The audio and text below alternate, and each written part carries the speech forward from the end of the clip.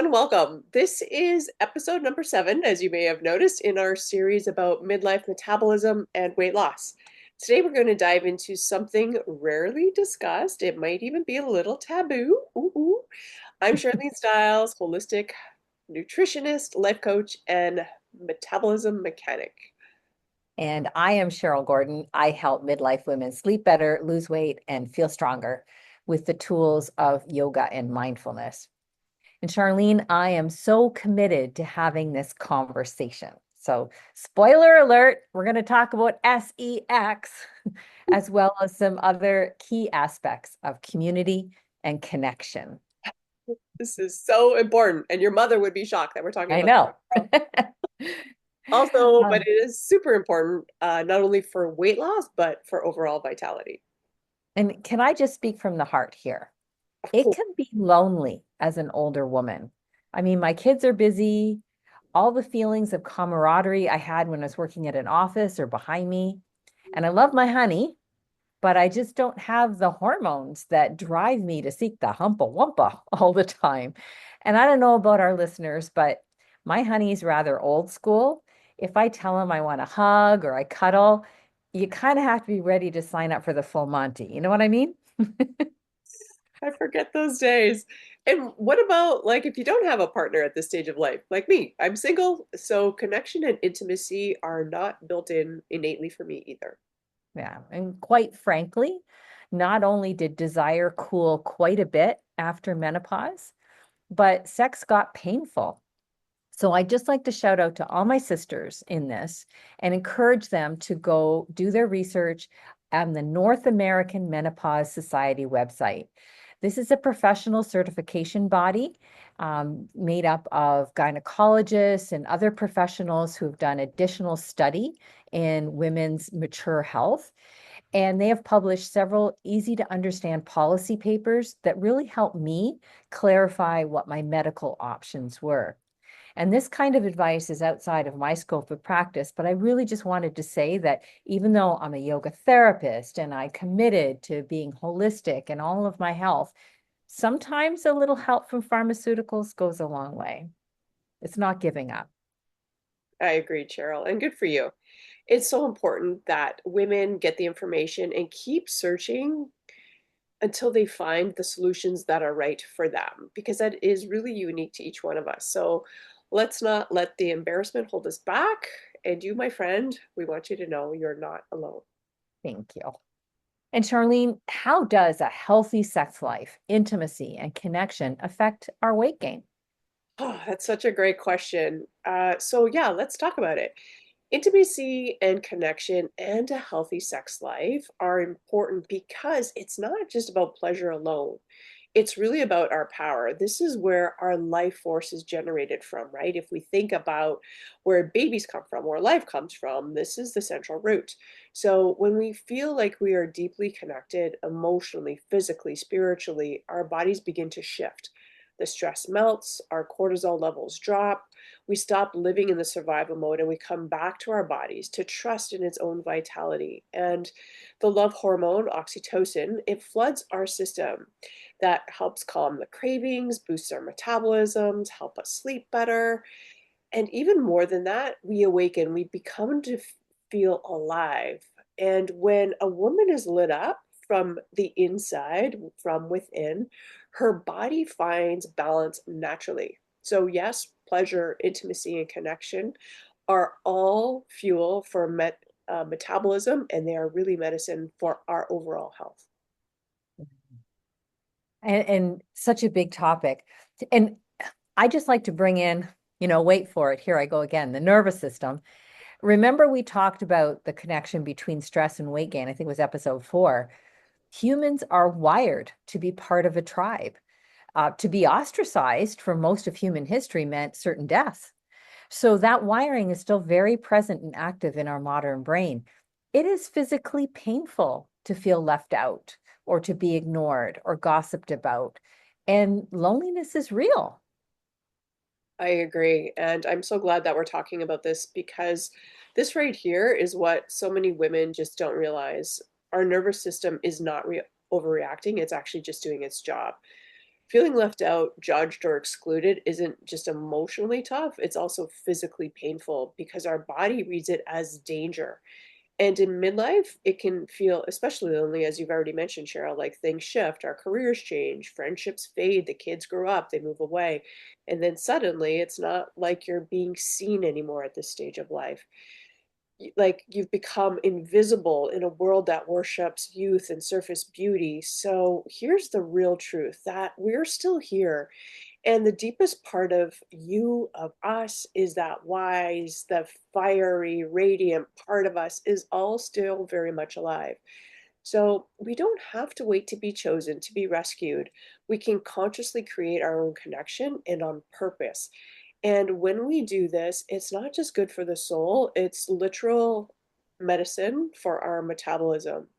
Because when we feel safe, we feel seen, we feel supported, the body stops bracing itself. Our cortisol's drop, the cravings stop or ease anyway.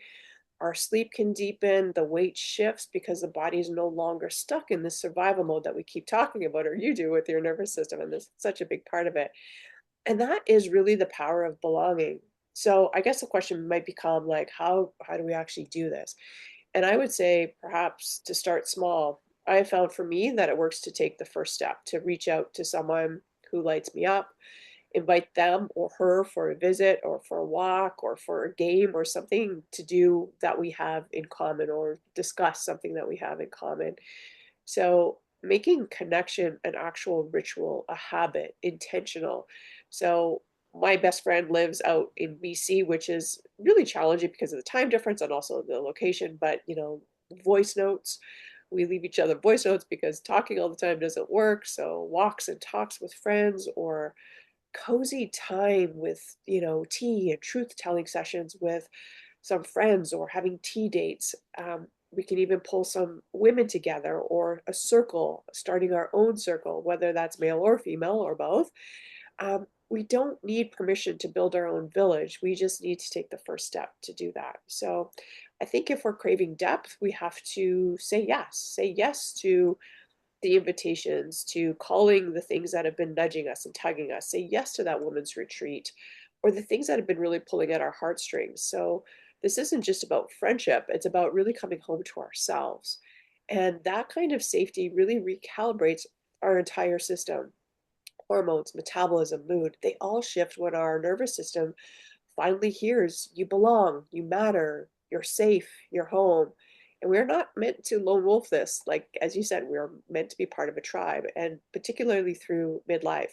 So, this is a season, as we know, is of deep transformation. Our nervous system is begging for safety, for connection, for truth, our truth. And you're doing amazing right now by listening to podcasts like this with Charlene and I. As you empower yourself at home, work on your own thoughts or feelings and actions, you start to attract like-minded people. Full disclosure, I have shed some previously close relationships as I've been trying to do my own self-development, as my yoga practice progresses and deepens. And there are times when I feel, I guess I'd use the word exposed, people that I used to hang out with. It used to be like every Friday night we do such and such, and now that's not working so much. And for a while you feel really, you know, scared. But once you sense the possibilities of taking charge, not just of losing weight, but your whole life, it gets easier to stay the course, to keep on with your self-development. I agree. Yeah. And thanks for naming that, because this transition, it's real. When we start shedding these old patterns and relationships and even our identities, it can feel very raw and lonely before it actually feels empowering. So it's a sign that we're growing, we're aligning, and this is really sacred work. And here's what helps is not to do it alone. Staying accountable in community or with friends or in a tribe isn't about pressure for something more to do. It's really about support. And as you've mentioned many times here, Cheryl, we are meant to thrive in a tribe, and particularly as women. So having women around you who remind you of who you are when you forget who you are can really be an anchor into our highest self. And being around those who reflect back to us our brilliance, our strength, and our truth, that is where the magic is. And if you don't have that accessibility right now, maybe we can talk about a few ways to, you know, tap in and really feel anchored. And one of the ways that we can do that is by finding people who make you feel more like you, like the real you. So, not the version that's just people pleasing or playing small or trying to keep the peace. If you walk away from a conversation feeling drained or second guessing yourself or like you had to shrink to fit in, that's just not your people. That's not your circle. And that's your signal. Protect your energy like your life depends on it because it really does. And I think another way is to be the brave one and go first. Be the woman who sends out an invite, a message, and starts the conversation like a real conversation. Like, saying I'm pretending that I'm done pretending everything is fine. I want more depth, more truth, I want to be more real. And yeah, that can be very vulnerable. It might even be messy, but waiting for someone else to go first, that's truly, I believe, how we stay lonely. And then if we can step into rooms that really expand us, this is where our next version of ourself lives, even if it terrifies us. You know, that woman's retreat that you keep circling around or that keeps tempting you, say yes. That movement class that where you don't know anyone but you've been wanting to try, go anyway. And if it feels both scary and soul stirring, that's your growth edge. That's you becoming or stepping into the next version of yourself. And I think the other thing we can do is just call out ourselves on our own bullshit, like with love. You probably don't need another reset or another meal plan. You probably need to just stop abandoning yourself when life becomes uncomfortable. Like show up, stay. And when you fall off, don't ghost yourself, your own growth. Text your people, say, I'm in the spiral. I need some eyes on me. I need some support. That's what our sacred community is for. It's not to judge you, it's to hold you as you rise. And as you rise, we all rise together. So this isn't about perfection. It's about presence. It's about truth. It's about rising together collectively as women, as a tribe. Because this real transformation, it doesn't happen in isolation. It happens in brave spaces with brave women telling the truth and choosing to keep going, even when it's messy. So you're not meant to do this alone. And the moment that you can remember that, everything starts to shift. I think that's awesome, awesome advice. I was listening carefully, Charlene, through that whole thing. Can I just share a few little things as it related to my weight loss last year? Because I think a lot of my weight gain came from feeling lonely at night, a little bit at loose ends. So one of the things that I started doing was journaling. Mm, Um, and at different times of day, I journal about different things. But at the end of the day, when the dishes were done, before I went and sat in front of the TV, which is where a lot of the food was getting eaten, I would sit down and just kind of write myself out. You did a great job today. Good for you. Stickers, like kids get little stars and stickers on their notebooks. I'm really proud of you because, and I know that sounds crazy, but it's funny how the little girl inside of me really reacted quite nice to someone talking nice to her instead of at the end of the day feeling like I didn't get enough done or I wasn't measuring up.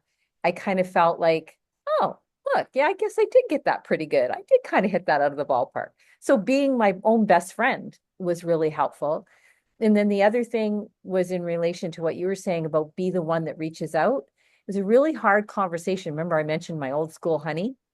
It was a really hard conversation to have with him because, we've been together a long time. We're in very deeply entrenched habits, but letting him know that I just needed some physical feeling of safety and affection and saying, when you're sitting down to watch TV after supper, do you think I could come and cuddle with you for 15 minutes or so on the couch?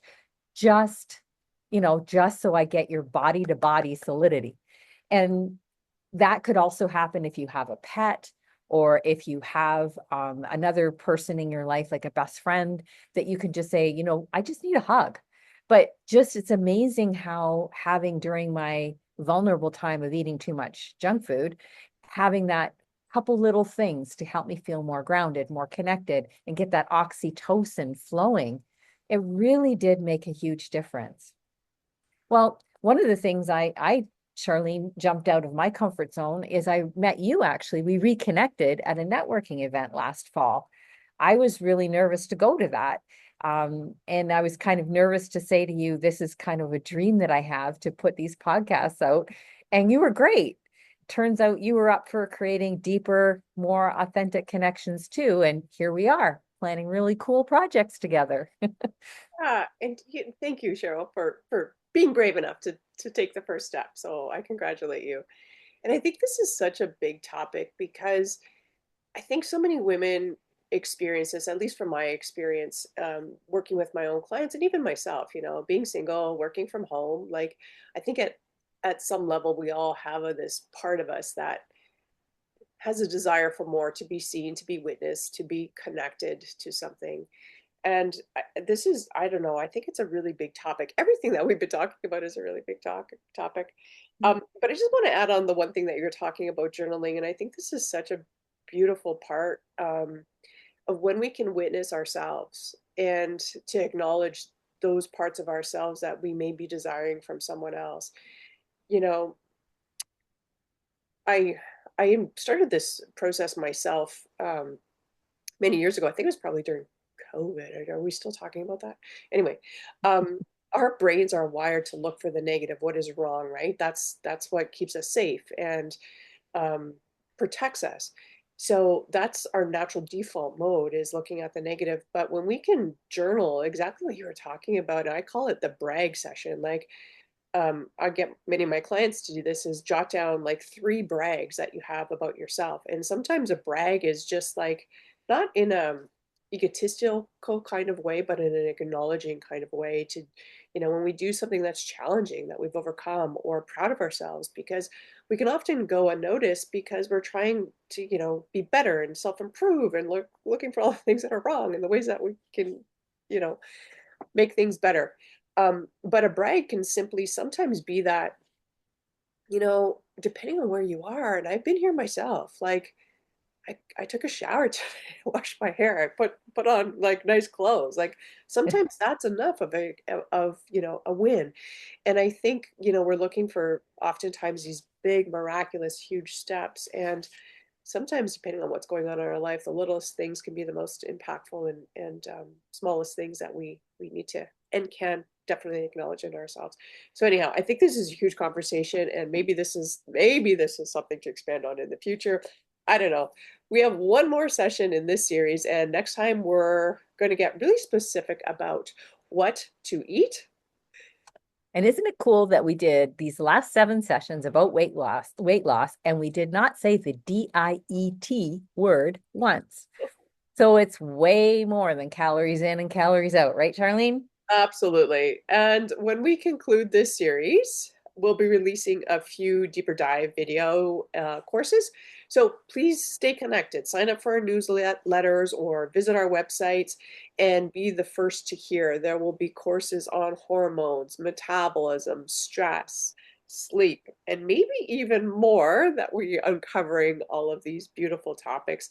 But that's all we have so far. In the comments, if there's something more specific you'd like information on, drop them below. We want to hear from you, and we want to keep on supporting you in your weight loss journey and overall health and vitality journey. And our websites are listed in the show notes, so please comment, share these episodes with your friends. Let us know what's resonating with you, and we will see you next session.